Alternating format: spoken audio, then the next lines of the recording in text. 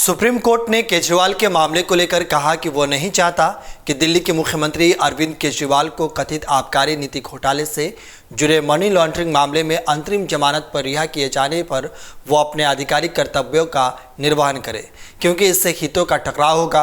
केजरीवाल को उच्चतम न्यायालय से फिलहाल कोई राहत नहीं मिली है। 2 न्यायाधीशों की पीठ ने लोकसभा चुनाव में प्रचार करने के लिए उन्हें अंतरिम जमानत देने पर कोई आदेश नहीं सुनाया। केजरीवाल को इस मामले में 21 मार्च को गिरफ्तार किया गया था और वो न्यायिक हिरासत में तिहाड़ जेल में बंद है।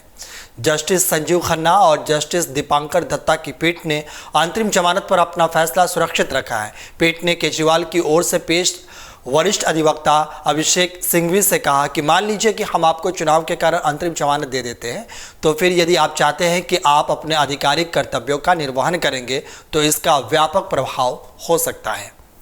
वहीं पीठ ने आगे कहा कि यदि हम आपको अंतरिम जमानत देते हैं तो हम नहीं चाहते कि आप आधिकारिक कर्तव्यों का पालन करें, क्योंकि इससे कहीं न कहीं हितों का टकराव होगा। हम सरकार के कामकाज में आपका हस्तक्षेप बिल्कुल नहीं चाहते हैं। सिंघवी ने आगे कहा कि केजरीवाल आबकारी नीति से जुड़े फाइल पर कोई भी कार्रवाई नहीं करेंगे। हालांकि बाद में उन्होंने कहा कि अंतिम जमानत पर रिहा होने पर केजरीवाल किसी भी आधिकारिक फाइल पर हस्ताक्षर नहीं करेंगे, बशर्ते कि दिल्ली के उपराज्यपाल सिर्फ इसलिए फैसलों को खारिज ना कर दे क्योंकि फाइल पर उनके हस्ताक्षर नहीं है। पीठ ने आगे कहा कि केजरीवाल के वकील से पहले हम ये देखेंगे कि अंतरिम जमानत दी जा सकती है या नहीं। आपको बता दें कि प्रवर्तन निदेशालय यानी ईडी की तरफ से पेश सॉलिसिटर जनरल तुषार मेहता ने लोकसभा चुनाव के कारण केजरीवाल के प्रति किसी भी तरह की नरमी दिखाने का कड़ा विरोध किया और कहा कि आम आदमी पार्टी के राष्ट्रीय संयोजक को अंतरिम जमानत देना नेताओं के लिए एक अलग श्रेणी बनाने के समान होगा। पीठ ने आगे कहा कि हम इस पर गौर नहीं करने जा रहे हैं कि यह किसी राजनीति का मामला है या नहीं। इसमें शामिल प्रत्येक व्यक्ति विशेष के पास कुछ विशेष या असाधारण मामले या परिस्थितियां हैं। हम केवल इस बात पर विचार कर रहे हैं कि चुनाव के मद्देनज़र क्या यह अपवाद वाला मामला है या क्या इसमें शामिल व्यक्ति किसी भी असाधारण परिस्थिति में है, बस इतना ही। ईडी की ओर से पेश हुए अतिरिक्त सॉलिसिटर जनरल एसवी राजू ने मामले में गवाहों और आरोपों के बयान अदालत में पेश किए।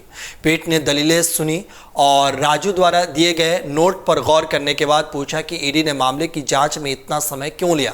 अदालत ने जांच एजेंसी से दिल्ली के पूर्व मुख्यमंत्री उप मुख्यमंत्री मनीष सिसोदिया की गिरफ्तारी से पहले और बाद के मामलों से संबंधित फाइल प्रस्तुत करने को कहा। बाद में पीठ ने केजरीवाल की गिरफ्तारी से पहले की अवधि की फाइल भी मांगी, जो कई खंड में है।